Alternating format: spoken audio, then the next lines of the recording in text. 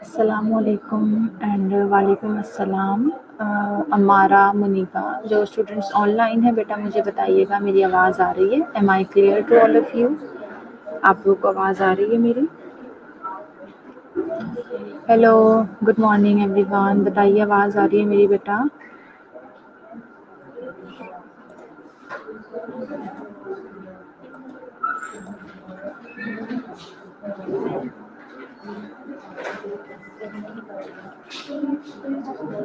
जी जी जी खड़े, thank you.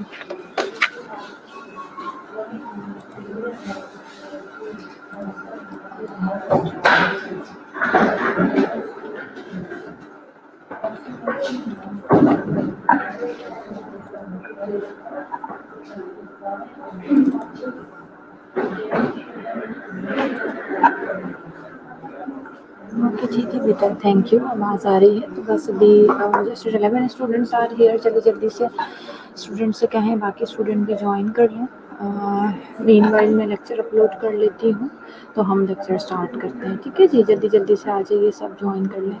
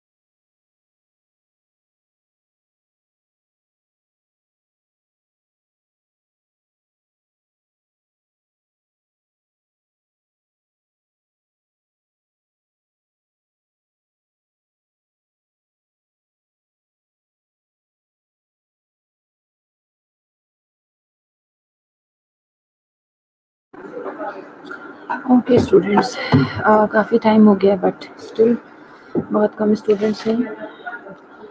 Start करते हैं बहरहाल। डेवलपमेंटल स्टेजेस जो जीन पियाजे ने प्रेजेंट की थी, कॉग्निटिव डेवलपमेंट की जो थ्योरी है वो हम कॉग्निशन डेवलपमेंट को हम पढ़ रहे थे। स्टार्ट किया था हमने जस्ट थोड़ा सा जीन पियाजे के बारे में और उसकी थ्योरी के बारे में हमने थोड़ा सा इंट्रोडक्शन किया था। और मैंने आपको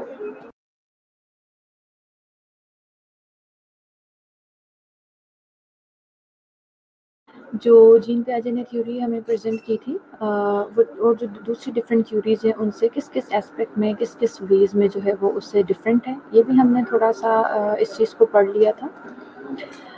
उसके बाद मैंने आपको ये बताया था कि जो जीन पियाजे ने कॉग्निटिव थ्योरी प्रेजेंट की है उसके जो बेसिक कंपोनेंट्स हैं, यानी जो उसके कहना चाहिए कि जो बिल्डिंग ब्लॉक्स हैं, जिन जो उस कॉग्निटिव थ्योरी के अंदर जो है वो जो कंपोनेंट्स मौजूद हैं उन्हें हमने डिस्कस किया था। स्कीमाज आपको बताया था कि स्कीमाज जो हैं they are the basically building blocks होते हैं नॉलेज के। इसी तरह से फिर कुछ चेंज, जाहिर है लर्निंग होगी तो बिहेवियर में चेंज होगा, उसके लिए एक स्टेज से दूसरी स्टेज में जो ट्रांजिशन होती है, जो चेंज आता है उसे हम अडाप्टेशन प्रोसेस कहते हैं। डिफरेंट अडाप्टेशन प्रोसेस है जैसे इक्विलिब्रियम है, सिमुलेशन है, अकोमोडेशन है, वो सब हम डिटेल में पढ़ेंगे। और इसके अलावा थर्ड जो इसमें कंपोनेंट था that was about the stages of the cognitive development, जैसे सेंसरी मोटर स्टेज है, प्री ऑपरेशनल स्टेज है, कॉन्क्रीट ऑपरेशनल स्टेज है और फॉर्मल ऑपरेशन स्टेज है।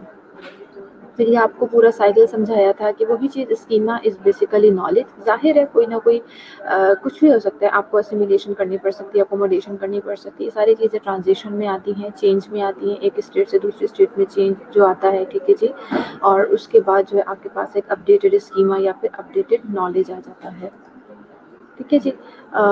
फिर मैंने आपको डिफाइन करके बताया था कि बेसिकली स्कीमा होता क्या है। स्कीमा इज़ बेसिकली नॉलेज, और उसमें यही है कि नॉलेज मतलब ये है कि आप कॉग्निटिव डेवलपमेंट जो है ये this is about the development of children, so उन्हीं की लर्निंग है। स्कीमा आपको ये बताता है, बच्चे यानी चीज़ों से लर्न करते हैं अपनी अंडरस्टैंडिंग से, जो उनको नॉलेज गेन होता है दैट इज़ स्कीमा, ठीक है। जैसे एक एग्जांपल आपको दी थी, अगर हमने किसी एक 3 साल के बच्चे को ये मतलब कभी हमने उसे ये सिखाया था कि जो चीज़ें मूव करती हैं, आती जाती हैं, दे आर अलाइव, तो वो उस बच्चे के माइंड में वो नॉलेज वो बैठ गया है। अब वो हर इस तरह की चीज़ को जो मूव करती है वो उसे कहेगा कि this is alive.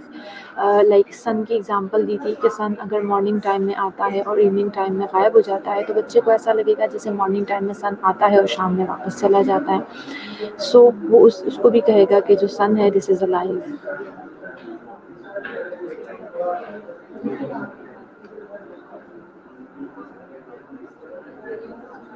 Schemas, a schema describe both the mental and physical action involved in understanding and knowing। schema जो है बेसिकली आपके मेंटल एक्शंस को भी और फिजिकल एक्शन को दोनों को इन्वॉल्व करता है about understanding and knowing. schemas जो हैं उन्हें हम कैटेगराइज कर सकते हैं, और schemas are categorised of knowledge that help us to interpret and understand the world.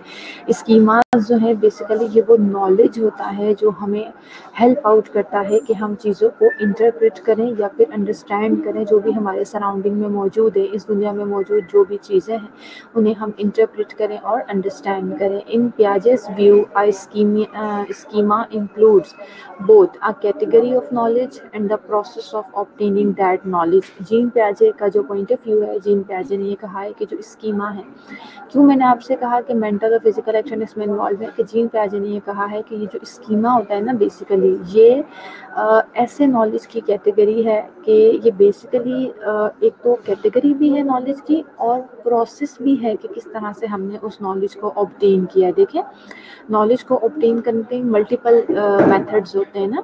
Even हम अगर क्लासरूम में जाते हैं, सीखते हैं, तो वहाँ लेक्चर मेथड होता है, असाइनमेंट्स दी जाती हैं उसके थ्रू हम लर्न करते हैं, हमें कोई टास्क दिया जाता है उसके थ्रू लर्न करते हैं, हमें कुछ डेमोन्स्ट्रेट करके दिखाया जाता है उसके थ्रू हम लर्न करते हैं। तो ये सारे तरीके हैं नॉलेज गेन करने के, लर्निंग के, सीखने के। सो जीन पियाजे के जो का जो पॉइंट ऑफ व्यू है, जीन पियाजे के व्यू में उसने ये कहा है कि स्कीमा जो है उसमें दोनों चीज़ें आती हैं। This is basically a category of knowledge, this is basically the knowledge and it also includes process through which we obtain that particular knowledge. As experiences happen, this new information is used to modify, add to or change previously existing schemas. क्यों हमने इसको इस तरह से कहा कि देखें, जब जैसे जैसे हम चीज़ों को एक्सपीरियंस करना शुरू करते हैं बेटा, हम अपनी लाइफ में, इवन आप इसी तरह से एग्जांपल ले लें, when we are in the class, हम जब अपनी इनिशियल स्कूलिंग में होते हैं, like we are in the third class, fourth class, हम उस वक्त भी कुछ ना कुछ साइंस पढ़ रहे होते हैं. आफ्टर दैट हम आ जाते हैं टूवर्ड्स जो यानी हमारी जिस तरह से 9th क्लास मैट्रिक, उसमें हम आ जाते हैं, उसमें भी हम अपने साइंस सब्जेक्ट्स पढ़ते हैं. इसी तरह से हम फर्स्ट ईयर सेकेंड ईयर में मूव करते हैं. अगर हम मेडिकल कॉलेज या नर्सिंग कॉलेज की तरफ मूव करते हैं, इस सब में देखें एक वही लाइन है, साइंस के सब्जेक्ट्स की मैं बात कर रही हूँ. बट क्या है कि आपके नॉलेज मॉडिफाई होता रहता है, क्योंकि आप नई नई चीज़ें सीखते जाते हैं. जो वो आपकी बेसिस होती हैं, वो बेसिस अपनी जगह है, उसके बाद नई नई चीज़ें आप लर्न करते जाते हैं. इसी तरह से मैंने आपको अभी बताया कि लर्निंग के बहुत सारे मेथड होते हैं. हम सिर्फ और सिर्फ किताबें पढ़ के नहीं सीखते, या हम सिर्फ और सिर्फ टीचर के लेक्चर से नहीं सीखते, हम बहुत सारे एक्सपीरियंसेस से भी चीज़ें सीख रहे होते हैं. तो जैसे जैसे एक्सपीरियंसेस होती हैं, ये जो हमारी इन्फॉर्मेशन है, ये नॉलेज है, इसे हम यूज़ करते हैं कि हम उस चीज़ों को मॉडिफाई कर सकें. फिर हम अपने बिहेवियर को मॉडिफाई करते हैं, अपने बिहेवियर को चेंज करते हैं. सो हमारा जो प्रीवियसली एग्जिस्टिंग नॉलेज, या फिर स्कीमा का वर्ड हमने इसके लिए यूज़ किया, कि जो हमारा प्रीवियसली एग्जिस्टेड स्कीमा होता है वो चेंज होना शुरू हो जाता है. क्योंकि जाहिर है हमने एक्सपीरियंस करके नई चीज़ों को सीखा. जैसे मैंने आपको एग्जांपल दी थी कि अगर एक बच्चा है, एक पिजन की जो बच्ची ने स्टूडेंट ने एग्जांपल दी थी, अगर एक कबूतर है वो उड़ रहा है, ठीक है, छोटा बच्चा, हमने उससे बताया कि हाँ जी, हमने उसे बता दिया कि ये कबूतर है. अब बच्चे ने क्या इंटरप्रिटेशन कर लिया, अच्छा कि जो भी उड़ने वाली चीज़ नज़र आएगी दैट इज़ कबूतर.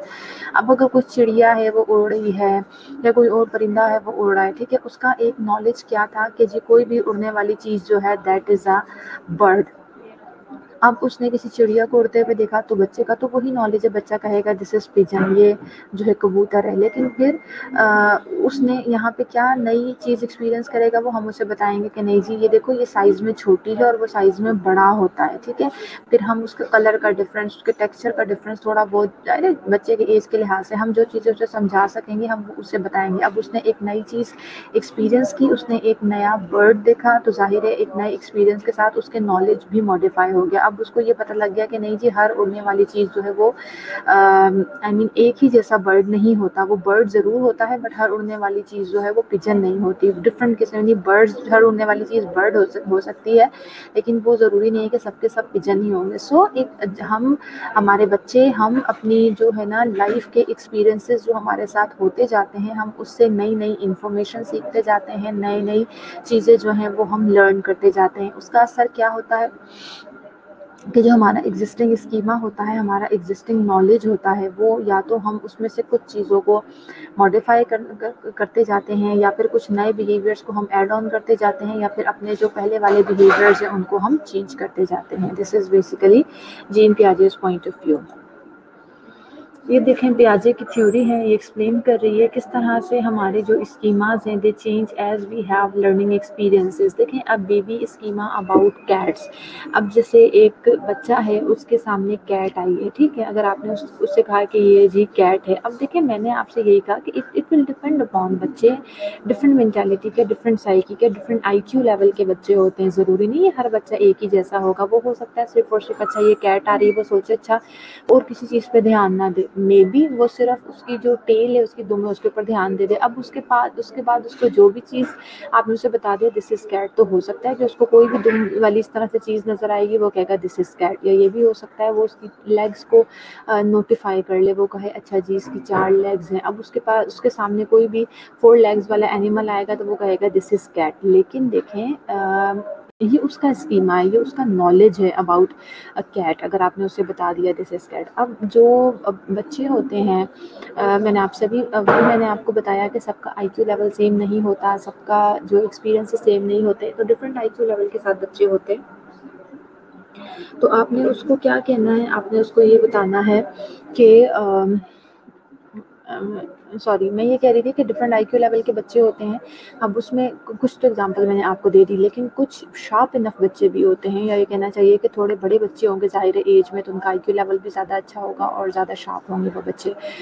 तो हो सकता है कि किसी एक बच्चे का जो है स्कीमा ये भी हो सकता है अबाउट अ कैट, वो ये चीज़ें सारी नोटिस कर सकता है कि जी अच्छा एक टेल होगी, 2 आईज़ होंगी, 2 ईयर्स होंगे, 4 लेग्स होगी, फर होगा, तो ये सारी चीज़ें, ये सारी कैरेक्टरिस्टिक्स जिस जानवर में मौजूद होंगी वो कैट होगा। तो ये स्कीमा हो गया ना, नॉलेज हो गया। तो इसी तरह से अब देखें कुछ और भी हो, फॉर एग्ज़ाम्पल अगर मैं गॉट की एग्ज़ाम्पल ले लेती हूँ। गोट जो है 4 लेग्स होंगी, 2 ईयर्स होंगे, 2 आईज़ होंगी, टेल होगी, बट उसे अगर फर वहाँ नज़र नहीं आएंगे तो वो कहेगा नहीं जी दिस इज़ नॉट कैट।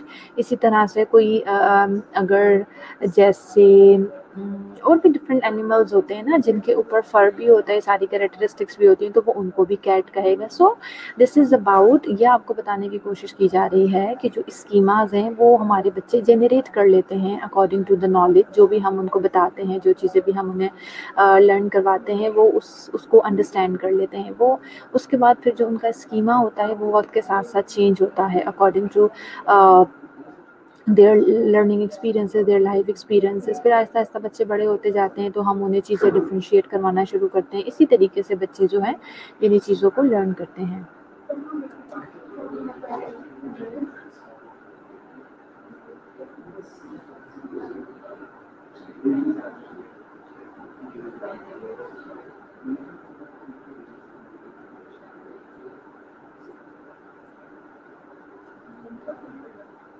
देखिए जो अभी मैं आपको एग्जांपल समझा रही थी कि एक्चुअल ऑब्जेक्ट हमारा क्या है, एक्चुअल बर्ड में ही आप देख लें बेटा, एक्चुअल ऑब्जेक्ट तो वो है ना कि जो बर्ड जो है वो उड़ रहा है, ठीक है, वो है एक्चुअल ऑब्जेक्ट। अब लेकिन स्कीमा क्या है, नॉलेज क्या है, वो बच्चे का अपना मतलब कॉग्निशन होती है, उस बच्चे की अपनी मेंटालिटी होती है। जैसे वो कहेगा अच्छा जी इसकी बीक है, विंग्स हैं, उसकी कोई टेल है, फीदर है, तो ये जी ये तो सारे फीचर्स हो गए ना। तो ये basically this is about the knowledge के बच्चे किसी भी ऑब्जेक्ट को देख तो लेते हैं, वो ऑब्जेक्ट अपनी जगह है, उसका नाम है, स्पेसिफिक सब कुछ है, लेकिन बच्चे उसकी जो कैरेक्टरिस्टिक्स होती हैं उसके ऊपर उनका ध्यान होता है और उन कैरेक्टरिस्टिक्स की बुनियाद पे वो उन्हें डिफ्रेंशिएट करते हैं और वही उन बच्चों का स्कीमा होता है, यानी जिसकी बेस पर वो चीज़ों को लर्न करते हैं, सीखते हैं।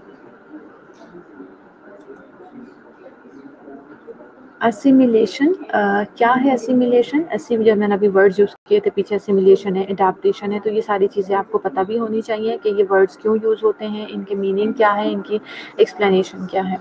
Assimilation refers to part of the adaptation process initially proposed by Jean पियाजे। Through assimilation, we take in new information or experiences and incorporate them into our existing ideas. The process is somewhat subjective because we tend to modify experiences or information to fit in with our pre-existing beliefs. So okay, कुछ students से भी discussion हो जाए। आपके सामने definition पढ़ी मैंने assimilation की, क्या अंडरस्टैंड हुआ आपको, क्या समझ आया, असिमिलेशन क्या होती है, क्या मतलब है असिमिलेशन का?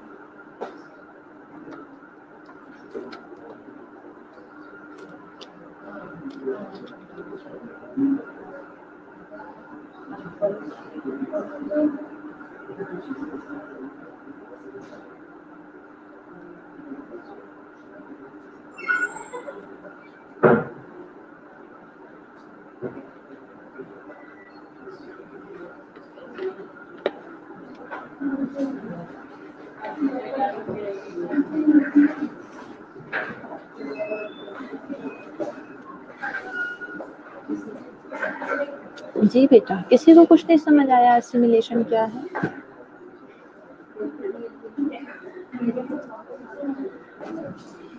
No one?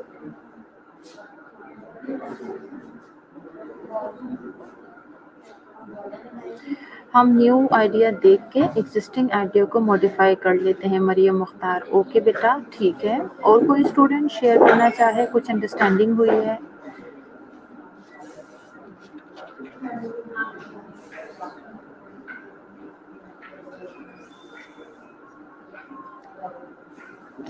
अच्छा, एक चीज़ तो पहले हमें समझने की ज़रूरत है कि असिमिलेशन बेसिकली एडाप्टेशन का ही हिस्सा है। ये बात मैंने स्टार्टिंग में आपको बताई कि जो चीज़ें हैं ना, उन्हें हमें ज़ाहिर एडॉप्ट का मतलब क्या होता है बेटा? एडाप्टेशन का मतलब होता है खुद को एडजस्ट करना।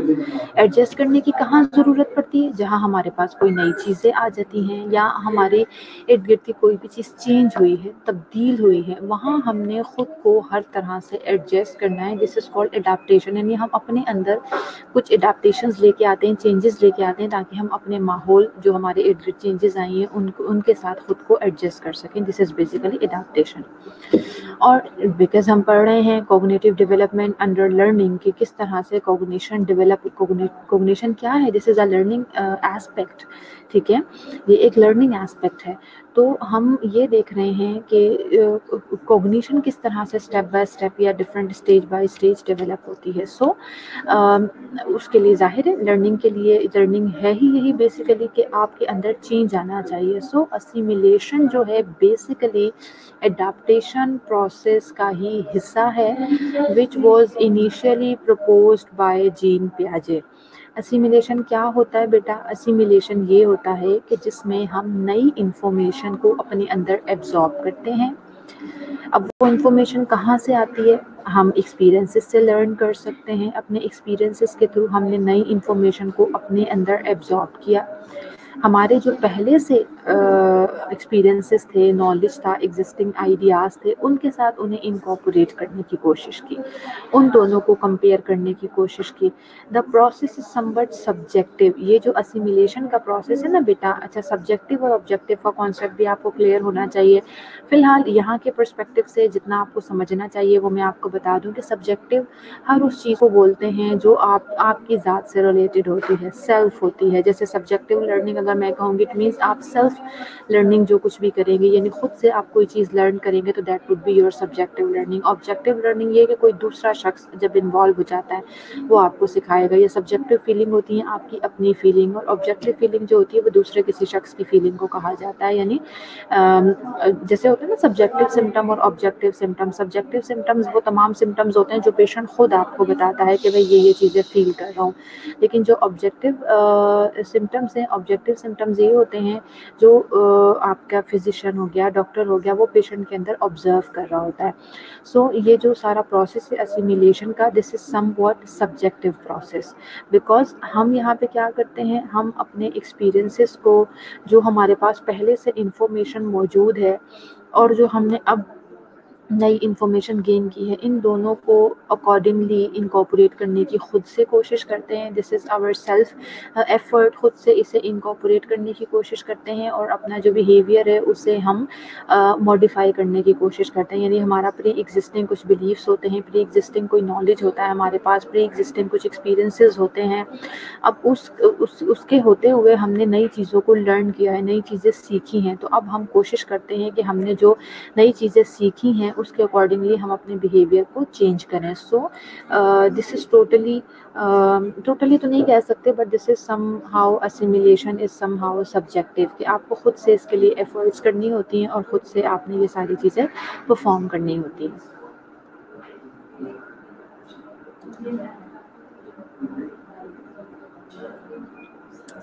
कुछ एग्जांपल्स हैं असिमिलेशन की, जैसे बेटा a college student learning how to use a new computer program.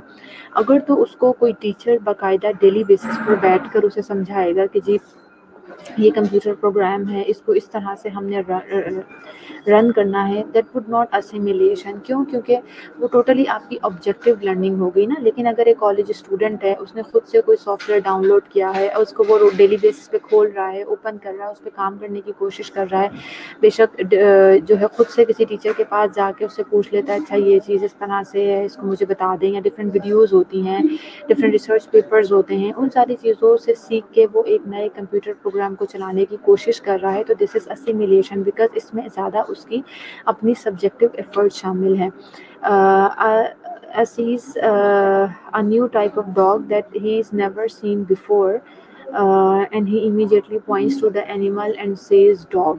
अगर कोई भी बच्चा है, कोई भी शख्स है, उसने एक नए टाइप का डॉग देखा है जो उसने पहले कभी भी नहीं देखा था, लेकिन वो उसको कहीं ना कहीं ज़ाहिर है उसने एकदम से उन चीज़ों को रिलेट कर लिया कि अच्छा इसकी टेल है, इसकी आईज़ है, इस तरह से उसने फ़ौरन से उसको कह दिया कि this is dog. It means ये उसकी अपनी पर्सनल सब्जेक्टिव लर्निंग है कि उसने उन चीज़ों को इनकॉर्पोरेट किया कि मेरे माइंड में पहले से प्री एग्जिस्टिंग कुछ नॉलेज था कि डॉग की ये स्कीमाज होते हैं। Dog is an animal, but dog के स्कीमाज जो हैं वो मैटर करते हैं कि डॉग के ये स्कीमाज होते हैं। अच्छा, इसके अंदर भी वो सारे स्कीमाज मौजूद हैं या नहीं है? हाँ जी, ओके, इसके अंदर भी वो सारे स्कीमाज मौजूद है। तो मैंने अपने पहले से प्री एग्जिस्टिंग नॉलेज को और इस नॉलेज को इनकॉर्पोरेट किया आपस में, और जो है ना I came out with a point कि दिस इज़ डॉग। ठीक है, मेरे समझाने का ये मतलब है कि देखिए 2 डिफरेंट टाइप के डॉग्स भी हो सकते हैं ना, डिफरेंट नस्ल के डॉग्स होते हैं, उनमें कितना डिफरेंस होता है, बट ये उसका अपना नॉलेज है कि उसने अगर स्कीमा को, अपने नॉलेज को, स्कीमा को उसके ऊपर इम्प्लीमेंट किया तो वो समझ गया कि ओके जी this is dog. A chef learning a new cooking technique. Chef, ज़ाहिर है हम जिस तरह से डिफरेंट वीडियोस देखते हैं, बेशक मैंने आपसे कहा कि this is somehow assimilation, यानी आपका कोई हाथ पकड़ के कुछ नहीं करवा रहा, आपकी अपनी मोटिवेशन उसमें शामिल है, आप अपने खुद से उन चीज़ों को एक्सपीरियंस करना चाह रहे हैं। सो अगर हम ये जैसे डिफरेंट रेसिपीज़ देख लेते हैं, उसकी बेस पे हम बनाना शुरू करते हैं। अगर ऐसी ही बात हो तो रेसिपीज़ देख के हमें भी फर्स्ट टाइम में ही उतना ही परफेक्ट कुक कर लेना चाहिए जितना कोई शेफ़ कर रहा होता है। नहीं, this is not the way. होता यही है कि हम हालांकि हम अपनी जो है कोई वीडियो देखकर, इस तरह से चीज़ें देखकर हम लर्न कर रहे होते हैं, उसे प्रैक्टिकली साथ साथ परफॉर्म कर रहे हैं, लेकिन हमारे पास कहीं ना कहीं मिस्टेक हो जाती है। हम ये देख लेते हैं कि कहीं ना कहीं जो है वो इसमें एरर मौजूद है, मिस्टेक मौजूद है, हमसे गलती होगी, हम कहते हैं, फिर हम उससे दोबारा गो थ्रू होते हैं। 2-3 बार जब हम उस डिश को ट्राई करते हैं, बार बार बनाते हैं, तो हम उसमें परफेक्ट हो जाते हैं।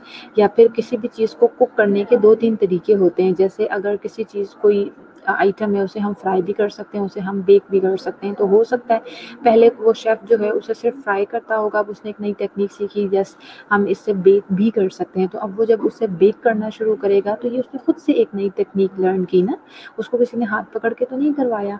सो ये सारी चीज़ें असिमिलेशन आती हैं, जहाँ असिमिलेशन में आती है, जहाँ पर आपकी सब्जेक्ट फीलिंग जो है, सब्जेक्टिव फीलिंग्स जो है वो बहुत ज़्यादा मैटर करती हैं, बहुत ज़्यादा काउंट करती हैं, बहुत ज़्यादा इन्वॉल्व होती हैं।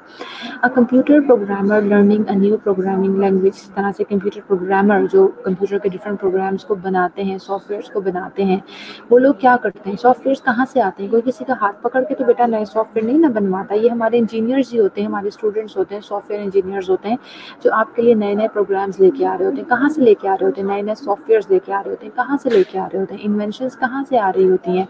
वो अपनी ही चीज़ों को, जो उनके पास एग्जिस्टिंग नॉलेज होता है, हो सकता है 3 डिफरेंट प्रोग्राम्स के बारे में उनके पास जो नॉलेज है वो उसको कंबाइन करके कोई एक नया, तीनों में से थोड़ी थोड़ी सी नॉलेज लेके अपनी स्किल्स अप्लाई करके वो एक नया नॉलेज आपके सामने ले आए। तो this is all about assimilation. आपकी सब्जेक्टिव फीलिंग्स, आपकी सब्जेक्टिव लर्निंग का उसमें बहुत ज़्यादा अमल दखल होता है कि ये सारी जो है एग्जाम्पल्स हैं ऑफ असिमिलेशन।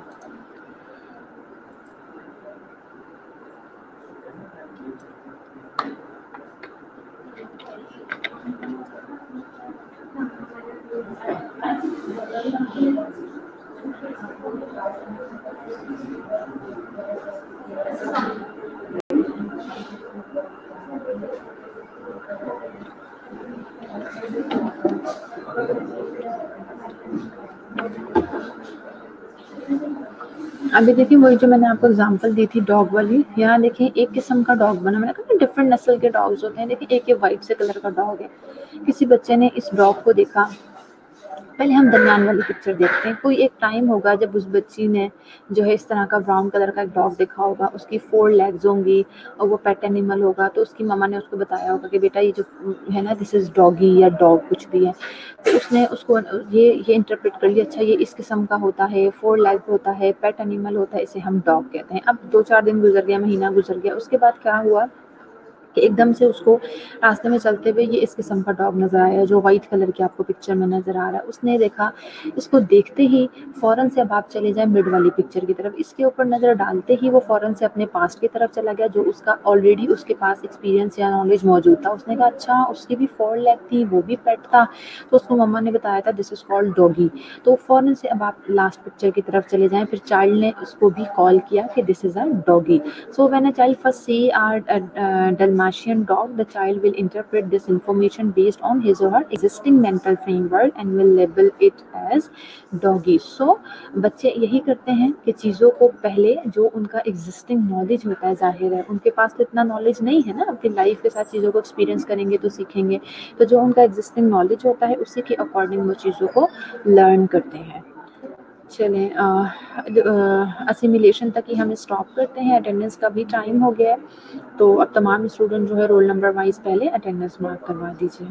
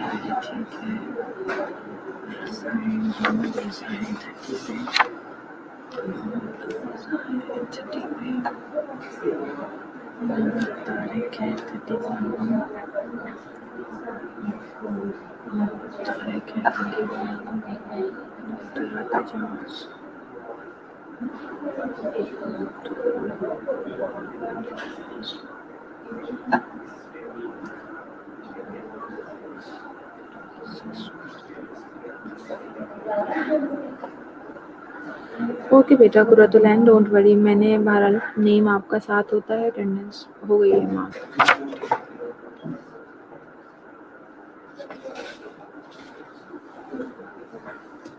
आपकी क्लास में वैसे बहुत कंफ्यूजन है, किसी स्टूडेंट को अपना रोल नंबर ठीक से याद नहीं है, सब गलत लिखते हैं।